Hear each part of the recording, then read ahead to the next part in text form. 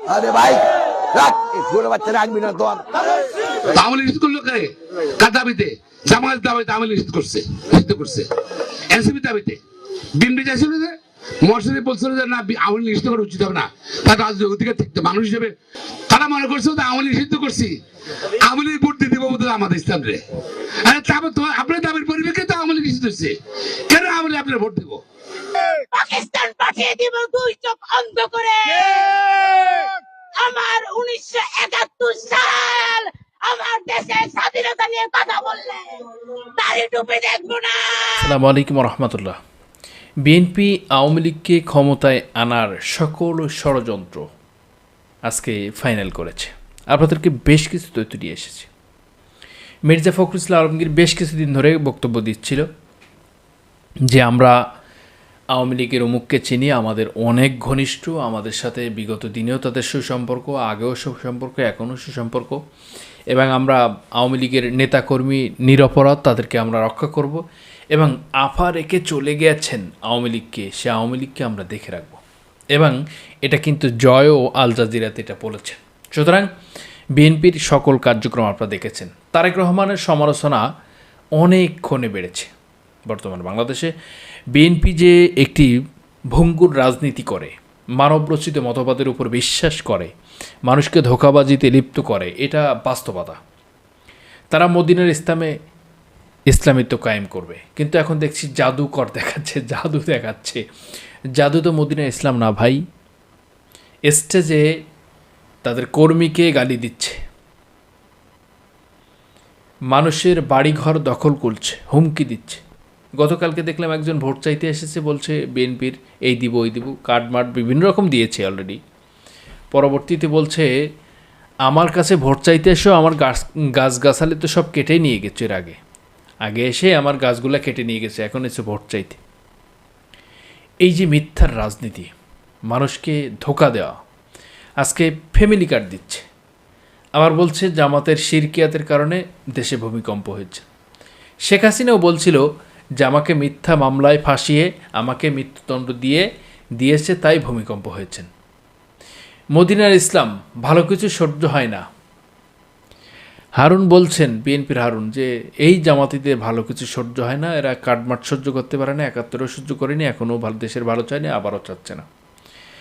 আসলে মানুষ যদি বোকা হয়, মানুষের ভাগ্য পরিবর্তনের জন্য যদি মানুষ সচেষ্ট না হয়, নিজের ইচ্ছা,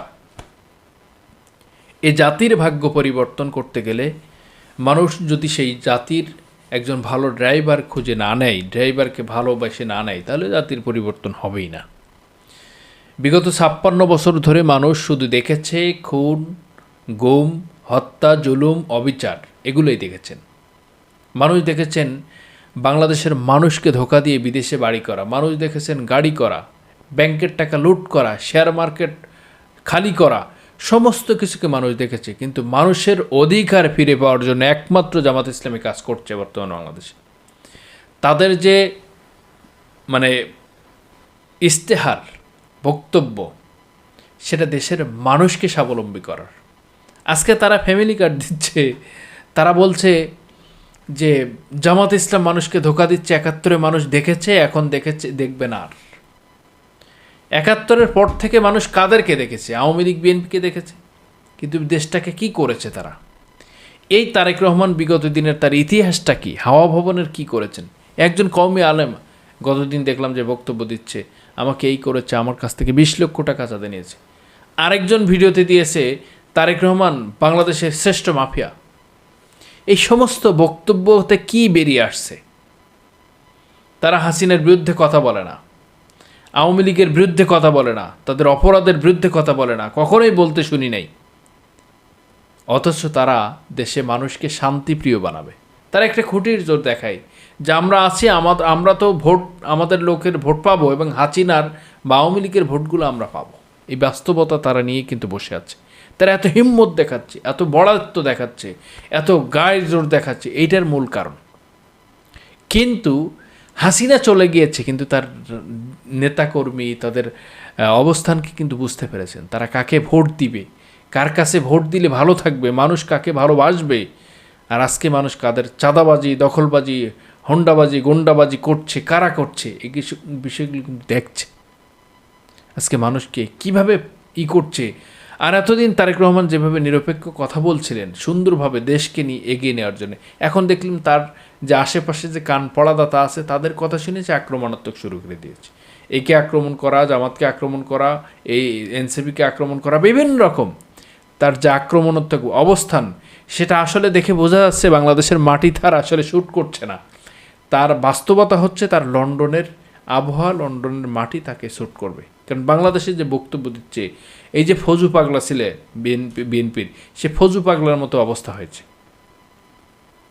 রানা প্লাজা ধাক্কাধাক্কি করে বিএনপি জামাত ভেঙে দিয়েছিলেন, মনে আছে আপনার? মখা বলছিলেন, এরকম অবস্থা হয়েছেন। এই যে কাদের, আওয়ামী লীগের সাধারণ সম্পাদক কাউয়া কাদের, যে কথাগুলো বলছিলেন সেই একই কথা বলছে যে তাহাজ্জুদ নামাজ পড়ে ভোট দিতে হবে। আবার সে তারেক রহমান তাহাজ্জুদে নামাজ মনে করাই দিয়েছে। তারা গতকালকে নামাজ পড়েছে, স্টেজে দেখলাম একটা বড় জামাত করেছেন, বেশ ভালো কথা, এগুলোতে মানুষ চাচ্ছে। কিন্তু এটা কি নির্বাচনের চাঁদ? নির্বাচনের আগে কোথায় নামাজ পড়েছে, কোথায় জামাত করেছে, এগুলো তো দেখতে পাচ্ছি না আমরা।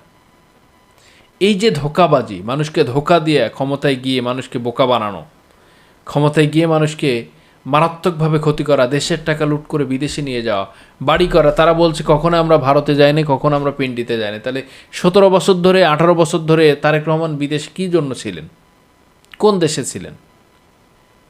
এই যে মানুষের মিথ্যা অপবাদ দিয়ে আক্রমণাত্মক ভাষায় কথা বলা, মানুষকে ক্ষতি করা, মানুষকে যেভাবে নিন্দা করা, এইগুলো কি মনে করছেন আপনি? এই দেশটাকে তারা একটা আবারও ভারতের অঙ্গরাজ্যে পরিণত করবে। তারা যে আওয়ামী লীগের ভোট নিবে, এটা বসে আছে, এই মস্ত বড় অবস্থানকে আওয়ামী লীগকে আসলে পুনর্বাসন করবে। ভারপ্রাপ্ত আওয়ামী লীগ পিনাকি ভট্টাচার্য বলেছেন, ঠিক তেমনি এই ভারপ্রাপ্ত আওয়ামী লীগকে আনতে আজকে বাংলাদেশের এই সকল অবস্থানকে তারা ফাইনাল করেছেন। তারা আওয়ামী লীগের সমস্ত রূপান্তরিত কাজ হাতে নিয়েছেন।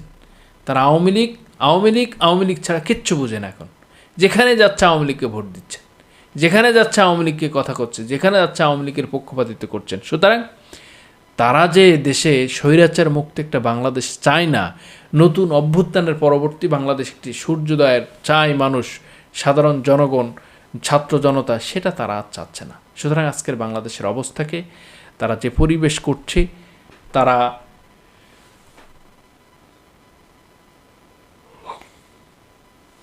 বাংলাদেশকে যে ভয়াবহতার দিকে নিচ্ছে, এটা মানুষ কি করবে তার ভাগ্যের উপরে নির্ভর করবে। মানুষ যদি চায় তাদেরকে, তাহলে মানুষ বিপদগ্রস্ত হবে। মানুষ যদি চায় ভালো এবং পরিবর্তন, তাহলে মানুষ হয়তো আগামীর দিনে ভালো কিছু দেখতে পাবে। দেখা হবে আগামী ভিডিওতে।